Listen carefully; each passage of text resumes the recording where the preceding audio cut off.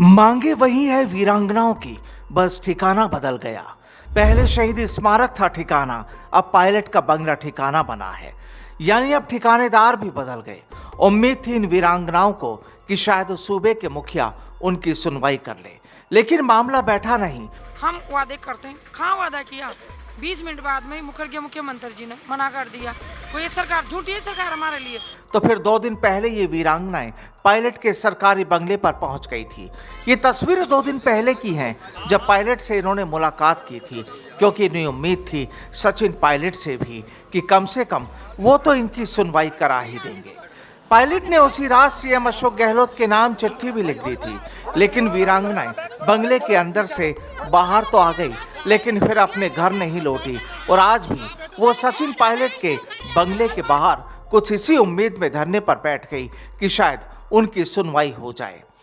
ये वीरांगनाएं कहती है कि कम से कम उन्हें प्रियंका गांधी से तो मिलवा दीजिए। सचिन पायलट साहब से बोला था कि हमको सोनिया जी से मिला जो और प्रियंका जी से मिला जो। वही प्रियंका गांधी जो लड़की हूं, लड़ सकती हूं का नारा देती है, लेकिन इन वीरांगनाओं का दर्द ये कि वो भी तो लड़की हैं। उनका दर्द प्रियंका गांधी को नजर क्यों नहीं आ रहा कि वो प्रियंका गांधी जी बोलती है कि हम लड़की है, लड़की के लिए लड़ सकते हैं।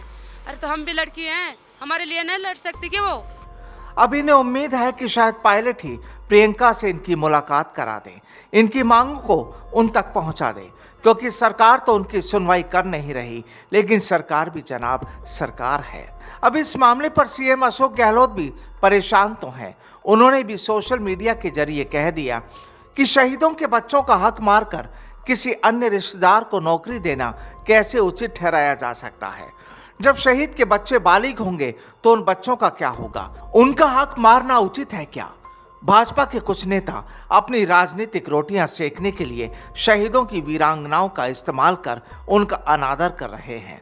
ये कभी भी राजस्थान की परंपरा नहीं रही है, मैं इसकी निंदा करता हूं। तो क्या ये माना जाए कि वीरांगनाओं के मामले में भी सूबे में सियासत का खेल खेला जा रहा है? हालांकि ये वीरांगनाएं कहती है कि अगर डॉक्टर किरोड़ी लाल मीणा उनके साथ है तो उसमें गलत क्या है? अरे बाबा को बदनाम कर रहे थे वीरांगनाओं के साथ, उसी करे जमात। अब बुधवार को यानी आज भी भाजपा के कई नेता इन वीरांगनाओं के ठिकाने पर पहुंचे और इनसे पहले मंत्री शकुंतला रावत और मंत्री प्रताप सिंह खाचरियावास भी इन वीरांगनाओं का दर्द बांटने के लिए पायलट के बंगले के बाहर पहुंचे थे। यानी सियासत का खेल तो पूरा चल रहा है, लेकिन सवाल ये कि इनका दर्द दूर कौन करेगा? कितनी मांगे पूरी हो चुकी है, कितनी मांगे बाकी है, क्या हो सकता है और क्या नहीं, आखिर इसका रास्ता कौन बताने वाला है? राजनीति के इस रास्ते पर जिस तरह आज त्योहार के मौके पर भी ये वीरांगनाएं अपना घर बार छोड़कर धरने पर है, तो इसके पीछे की कहानी क्या है? तो क्या अब ये उम्मीद की जाए कि सचिन पायलट इन वीरांगनाओं की मुलाकात प्रियंका गांधी से करा दें? क्योंकि ये वीरांगनाएं तो ये भी कहती हैं कि वो तो प्रियंका गांधी से मुलाकात के लिए दिल्ली का दरवाजा भी खटखटा सकती है। तो गांधी परिवार से किसी से भी मिलवा दो कि दिल्ली बढ़ती है। मैंने बोला कि हम दिल्ली चलेंगे, युद्ध से हम चलने के लिए तैयार है, उनसे मिलवा तो दो हमारे को। अब कहानी यह कि सीएम अशोक गहलोत ने यहाँ अपनी बात कह दी। सचिन पायलट के घर एक नई तस्वीर तैयार हो रही है। डॉक्टर किरोड़ी लाल मीणा अपनी बात पर कायम है। इनकी मांग है कि हम आए थे मान सम्मान मांगने, हमसे मिला अपमान, तो ऐसे अधिकारी को निलंबित करो, सस्पेंड। तो हुकूमत के दूसरे नुमाइंदे यहाँ अपनी हाजिरी लगा रहे हैं।